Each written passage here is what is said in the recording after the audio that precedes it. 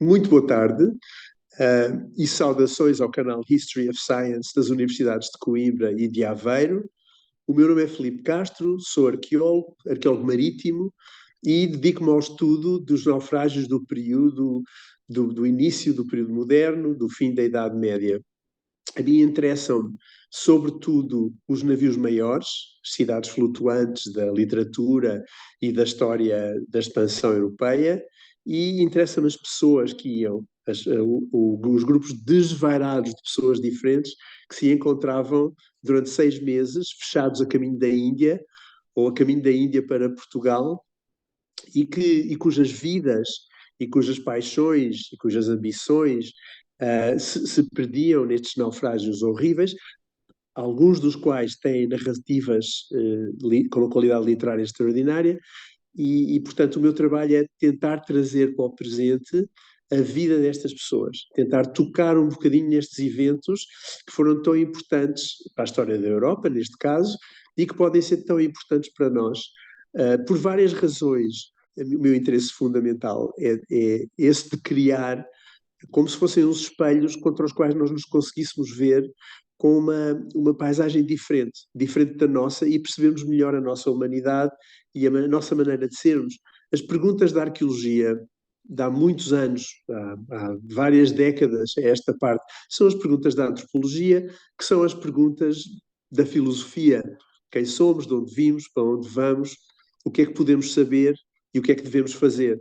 E não há, julgo eu, num mundo que está a caminho de uma globalização uniformizante, com medo do futuro, com medo da poluição, com medo do aquecimento global, com medo das guerras globais, do avanço das ditaduras, pensar no passado pode ser uma atividade balsâmica que nos ajuda a pensar que já houve outros problemas, já houve pessoas que sofreram, já houve períodos da história em que era muito difícil vislumbrar um futuro feliz, mas que o devir do tempo cria estas situações e quem sabe o nosso pessimismo não está desfocado e mal encaminhado.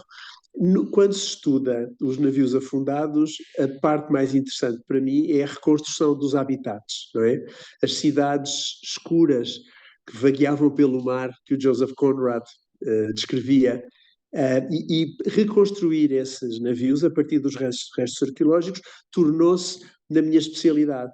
E o que eu faço é, com pessoas mais capazes e mais inteligentes do que eu, que percebem de computadores e com processos gráficos de visualização, reconstruir estes ambientes e convidar as pessoas a experimentarem, imaginarem-se num destes navios, numa destas cidades flutuantes, a caminho da Índia, 400 pessoas de todas as cores, de todas as idades, com muitas religiões diferentes, embora não fosse sensato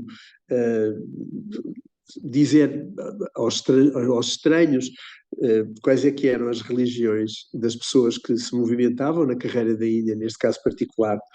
E, portanto, o meu trabalho é um trabalho fabuloso, muito interessante, do qual eu nunca me canso e que continuamente me põe em contacto com a aventura humana, com experiências e, sobretudo, com o mundo das possibilidades.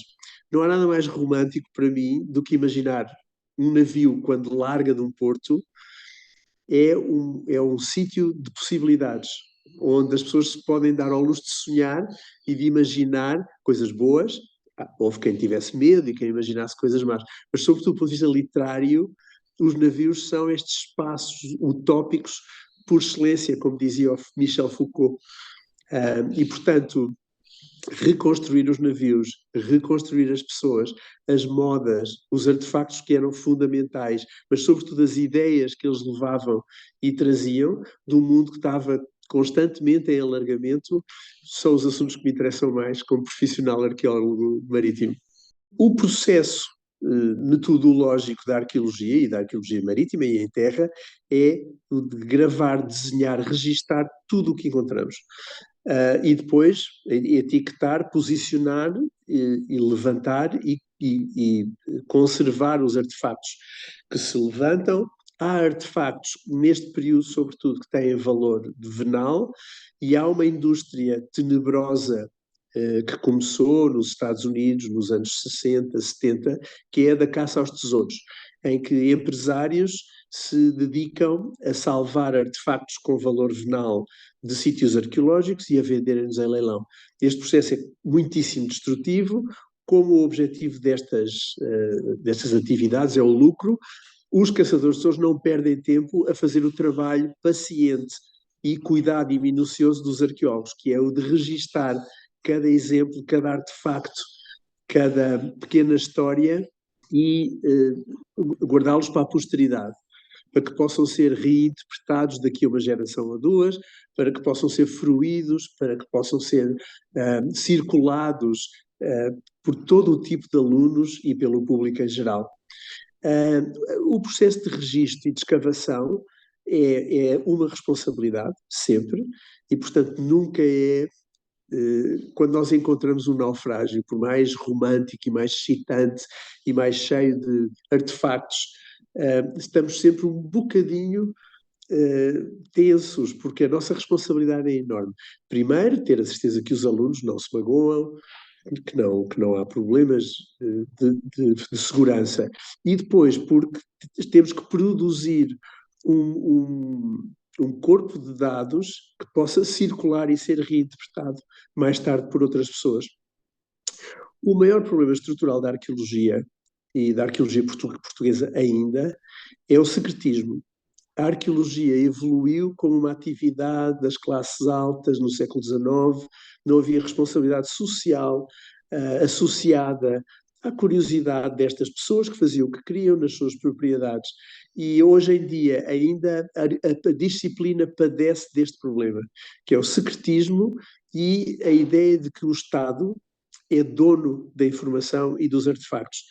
É um processo muito pouco democrático, este da gestão do património cultural e, sobretudo, do património cultural subaquático.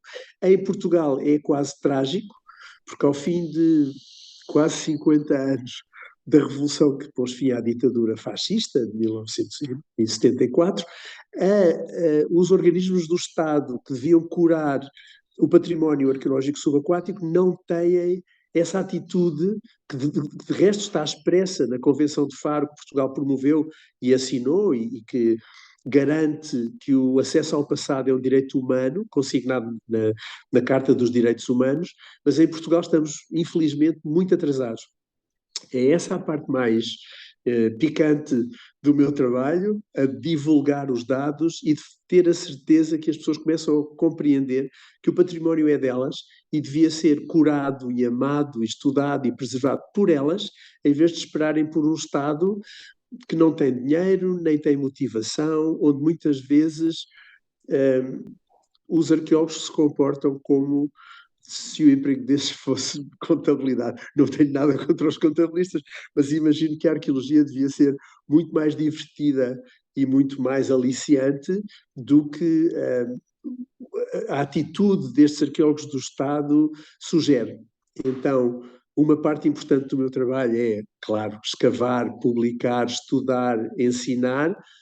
A outra é, de facto, fazer política. Garantir que os princípios consignados na Convenção de Faro do património e da cidadania são adotados, serão um dia. Eu acho que se fizermos todos barulho, muito e ao mesmo tempo, vai ser relativamente fácil operar essa revolução, porque é uma revolução só nas chefias. As pessoas mais novas que eu conheço, sobretudo quando se sai de Lisboa e que estão associadas à Direção-Geral do Património, são pessoas muitas vezes extraordinárias, motivadas, apaixonadas e que só precisam de uma chefia mais democrática e mais civilizada do ponto de vista civilizacional, do funcionamento da democracia, para acontecer essa revolução de levar o património e as histórias das pessoas que embarcavam a toda a gente, das escolas primárias aos liceus, às universidades, ao público em geral, aos turistas, aos museus. Eu sou muito a favor. Eu acredito que se a arqueologia não for pública, não tem razão de ser. Um dos artefactos que aparece em naufrágios deste período é o astrolábio, que é uma rodela com uma alidade que foi desenhado, provavelmente em Portugal, para medir a altura do céu, que depois era verificada em tabelas de declinação, que tinham que ver, por um lado, com a latitude em que o navio estava e, por outro lado, com o dia do calendário. Essas tabelas foram pacientemente elaboradas por matemáticos competentíssimos e os astrolábios resultaram num tipo de instrumento que se tornou fundamental para encontrar a latitude, para os navios saberem. Medir a longitude foi mais complicado, foi um problema que não se resolveu até ao desenvolvimento dos cronómetros no século XVIII, mas a latitude era medida com algum rigor a bordo destes navios. Eu encontrei 2 astrolábios na Nossa Senhora dos Mártires, uma nau da Índia que se perdeu em São Julião da Barra, entre Oeiras e Lisboa, em 1606, e a partir daí interessei-me e acabei por neste momento, ter herdado o inventário dos astrolábios encontrados no mundo, que foi feito até aos anos 80 em Inglaterra. Neste momento temos mais de 100 astrolábios, temos uma coleção fantástica, inventariada, e eu tenho mais 4 astrolábios que estão em coleções privadas, que estou a tentar publicar, convencer os donos a deixarem, em nome da ciência e em nome da solidariedade com a população do mundo, deixarem publicar esses dados e essa informação e aumentar a coleção de artefactos, a coleção de astrolábios que temos neste momento inventariados. Um dos últimos que apareceu é um astrolábio português, que apareceu no Canadá no século XVII. Não sabemos muito bem como é que foi ter ao Canadá, no século XVII, temos algumas ideias, e antes desse tinha aparecido num monte de areia que um senhor francês comprou para fazer obras em casa. E veio uma caminhonete com areia dragada, despejou a areia em frente à casa dele e dentro, na pilha de areia, havia um astrolábio do século XVII numa excelente condição, deve-se dizer. Portanto, são uns artefactos que são muito interessantes, infelizmente valem dinheiro entre os colecionadores e, portanto, há falsos a circular e há todo o tipo de aldrabices relacionadas com a operação das grandes leiloeiras internacionais, que, como se sabe, são extraordinariamente desonestas, que não hesitam em vender peças roubadas ou traficadas ou falsas. Uma das razões pelas quais nós fizemos este inventário, continuamos este inventário, é de permitir às pessoas que comparem os astrolábios que têm com a coleção que existe, publicada, e fazerem ideia se será falso ou não. Em relação às condições de trabalho, os naufrágios normalmente acontecem em sítios difíceis e, portanto, a vida de trabalho de um arqueólogo marítimo não é uma vida cheia de alegrias e de felicidades a trabalhar nas Caraíbas, em água transparente, com recifes de coral.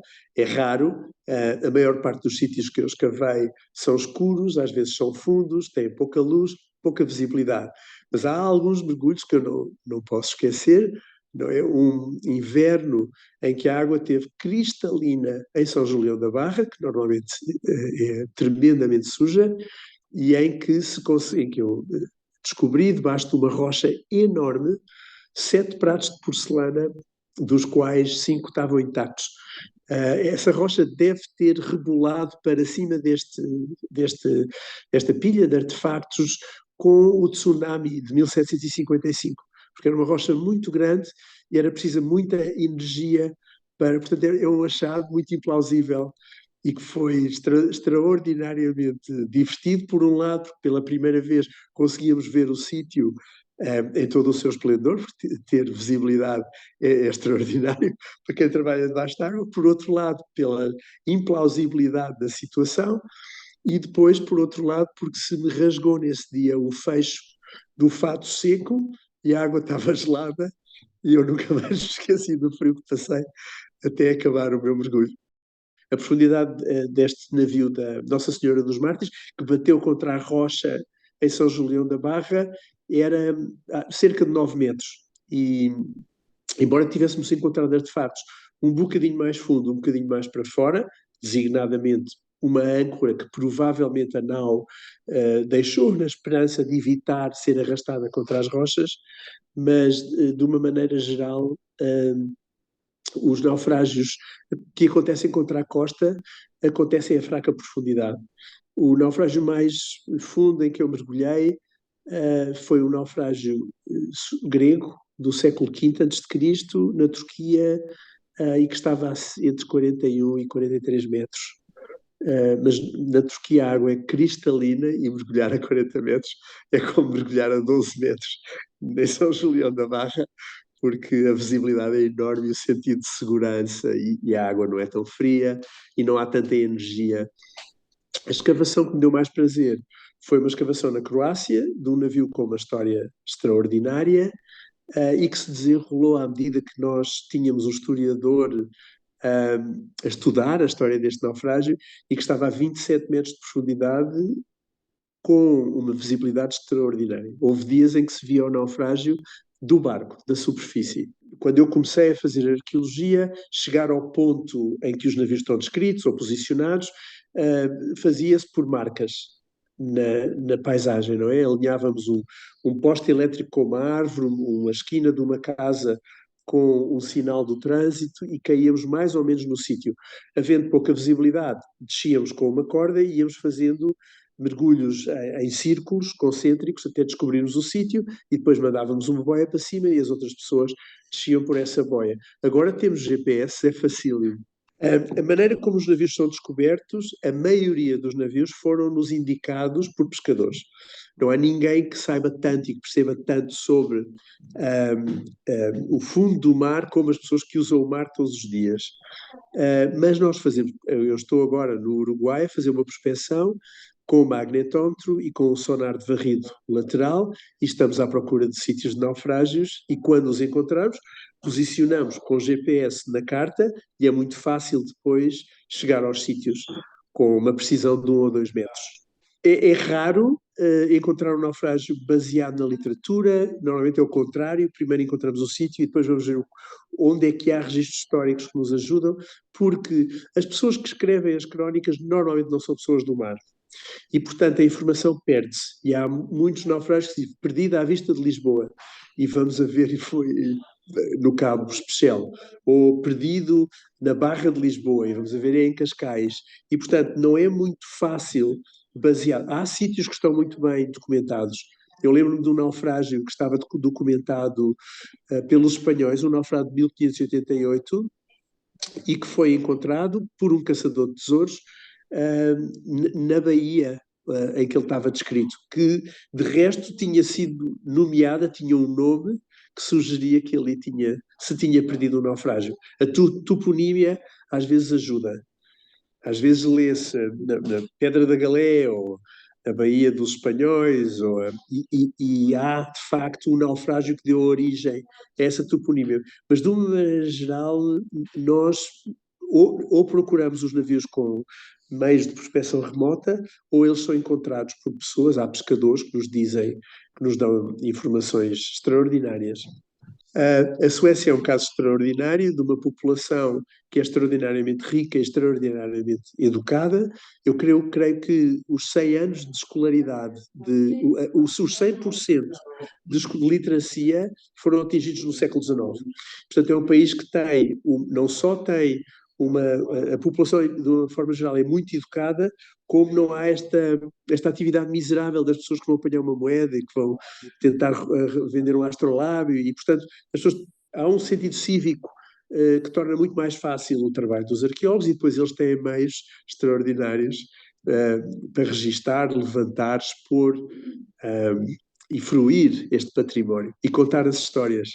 Um dos trabalhos mais interessantes que eu vi relativo ao Vasa tinha que ver com a simbologia das decorações quando se avançava em direção ao fim, ao fundo do Castelo da Popa. Cada porta que se passava, cada arco, tinha representações esculpidas que tinham simbologias que faziam imenso sentido para as pessoas que habitaram aquela máquina de guerra.